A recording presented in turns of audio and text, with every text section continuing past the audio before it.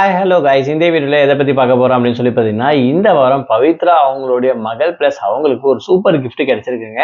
அது மட்டும் இல்லாமல் கொஞ்சம் ஸ்டேஜில் எமோஷனலும் ஆயிருக்காங்க இவங்க. ஸோ அதுக்கான பின்னணி என்ன, எதனால இந்த மாதிரி விஷயம் நடந்துச்சு அப்படின்றதுக்கான ஃபுல் டீட்டெயில் தாங்க இந்த வீடியோவில் பார்க்க போகிறோம். நம்ம சேனலில் ஃபர்ஸ்ட் டைம் பார்க்குற பர்சனாக நீங்கள் இருந்தீங்கன்னா மறக்காம நம்ம சேனலை சப்ஸ்கிரைப் பண்ணிக்கோங்க. அப்பதான் நான் அடுத்தடுத்து போகிற வீடியோக்கான நோட்டிஃபிகேஷன்ஸ் அண்ட் பாப்அப்ஸ் வந்து உங்களுக்கு கண்டினியூஸாக கிடைச்சிக்கிட்டே இருக்கும். அது மட்டும் இல்லாமல் இந்த வீடியோ பற்றி உங்களுக்கான கருத்துக்கள் ஏதாச்சும் இருந்துச்சுன்னா தாராளமாக நீங்கள் கமெண்ட் பாக்ஸ்லேயும் மென்ஷன் பண்ணலாம். ஸோ ரீசெண்டாக ஜீ தமிழ்ல நடந்தக்கூடிய one of the reality competition show அப்படின்னு சொல்லலாம் சரிகமபா சீனியர் சீசன் 5 அப்படின்னு சொல்லக்கூடிய இந்த ஒரு சிங்கிங் காம்படிஷன் சொல்லலாம். ஸோ இதுல இருக்கக்கூடிய போட்டியாளர்கள் ஒவ்வொருத்தரும் அவங்களுடைய தனித்திறமை வச்சு சூப்பரா பர்ஃபார்ம் பண்ணிட்டு வந்துருக்காங்க.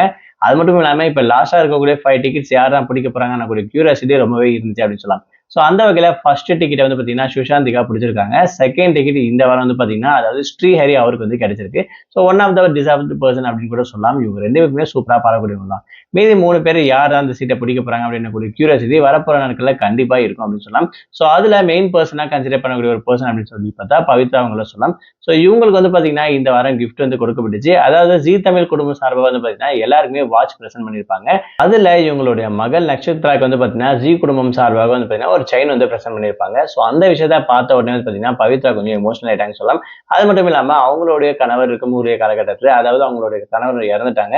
நாங்க இருக்கும்போது பாத்தீங்கன்னா ரொம்ப ஜாலியா நிறைய இடத்துல எல்லாம் சுத்திக்கிட்டு இருந்திருப்போம். பட் இப்போ அந்த விஷயத்தெல்லாம் மிஸ் பண்ணா அப்படின்னு சொல்லி அந்த பழைய விஷயங்களை நினைச்சு வந்து பாத்தீங்கன்னா ரொம்பவே ஃபீல் பண்ணியிருப்பாங்க. அது மட்டும் இல்லாம வந்திருக்கக்கூடிய கெஸ்ட் ஜட்ஜஸ் எல்லாருமே அந்த ஒரு மொமெண்ட் வந்து பாத்தீங்கன்னா ஃபீல் பண்ற மாதிரி ஆயிடுச்சு அப்படின்னு கூட சொல்லலாம். ஸோ பட் இருந்தாலும் இவங்க கடந்து வந்து இவ்வளவு விஷயத்த பண்ணிட்டு இருக்காங்க. அது மட்டும் இல்லாம ஜீ தமிழ் மூலியமா சரிகமபா மூலியமா வந்து பாத்தீங்கன்னா உங்களுக்கு நிறைய உதவிகள் வந்து கிடைச்சிட்டு இருக்கு அப்படின்ற மாதிரி பாத்தீங்கன்னா ஷோ பார்க்கும்போது நமக்கே தெரியும். ஒரு சில வாரங்கள்ல பல டைம் வந்து பாத்தீங்கன்னா உங்களுக்கு நிறைய ஹெல்ப் வந்து பண்ணிட்டு இருக்காங்க கூட இருக்கவங்க அப்படின்னு சொல்லலாம். ஸோ அந்த வகையில பவித்ரா இப்போ ஓரளவுக்கு மீடியமா இருப்பாங்க.